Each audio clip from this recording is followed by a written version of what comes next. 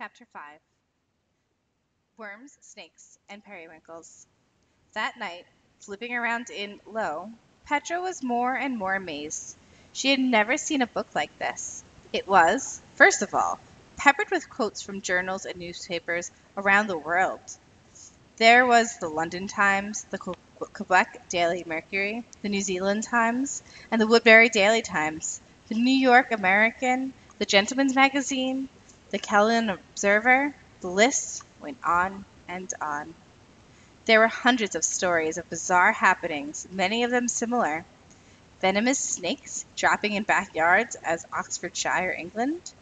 Red and brown worms fell with snowflakes in Sweden. Bushels of periwinkles fell from the sky on Cromer Gardens Road, outside of Worcester, England. Luminous floating light traveled slowly over open land in North Carolina, and in North Fork, England, wild animals turned up where they shouldn't have.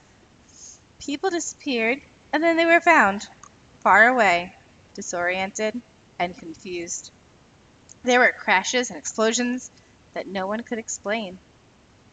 Fort had apparently spent 27 years going through old newspapers and libraries. He had copied out thousands of articles about unexplained going-ons. It is the profound conviction of most of us that there has never been a shower of living things, but some of us have been educated by surprises out of much of what we're absolutely sure of. Petra read this twice and turned a few pages. I have never heard of any standard in any religion, philosophy, science, or compilation of household affairs that could not be made to fit any requirement. We fit standards to judgments, or we break any law that it pleases us to break. We have conclusions which are the product of senility, or incompetence, or cruelty, and that argue from them to premise. We forget this process, and then argue from the premise, thinking we began there. Petra struggled with the language, and it had to look up the words crudelity and premise. Regarding each sentence in pieces, rereading each sentence in pieces, she began to get a grip on what Fort was saying. Depending on how you looked at things, your world could change completely. He thought that most people bent over backward to fit everything that happened to them into something that they could understand. In other words, some people sometimes twisted what was actually in front of them to fit what they thought should be there, never even realizing that they were doing it. People liked to see what they were supposed to see and find what they were supposed to find. It was quite an idea.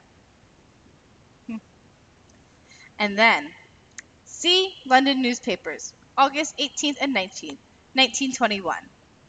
Innumerable little frogs that appeared during a thunderstorm upon the 17th in the streets of the northern part of London.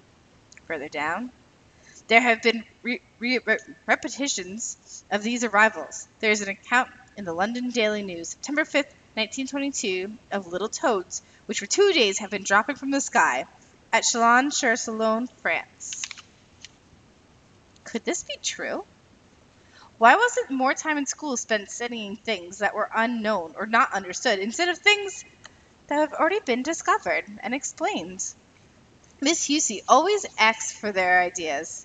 Wouldn't it be great to go digging for weird facts like Charles Fort did? Try to piece together the meaning behind events that didn't seem to fit? And why wasn't this book a piece of art? She grabbed her notebook and began to write.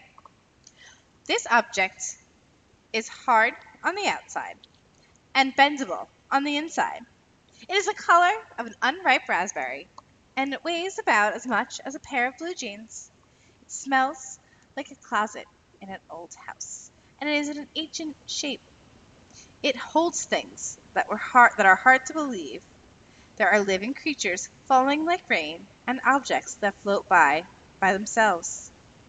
People vanish and reappear.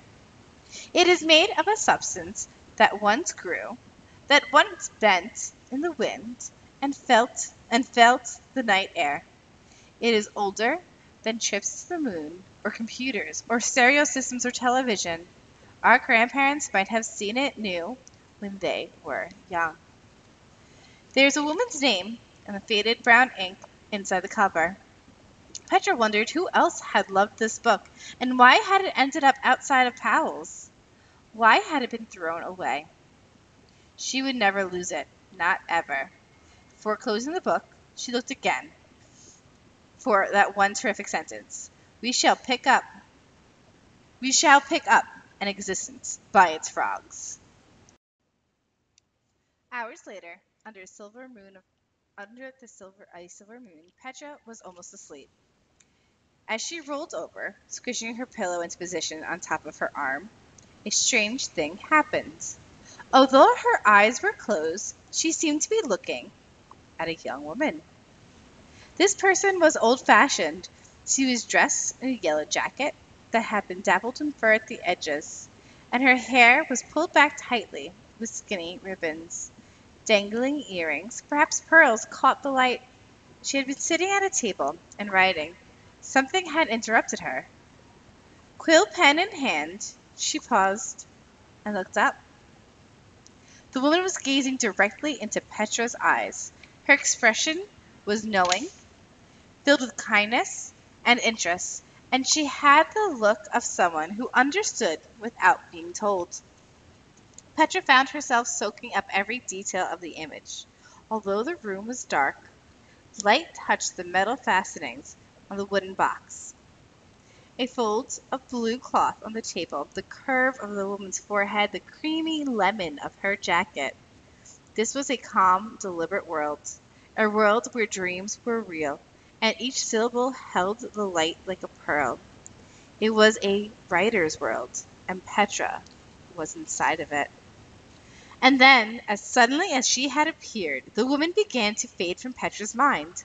As this happened, Petra felt recognized, as if the person knew who she was. She knew Petra Andali.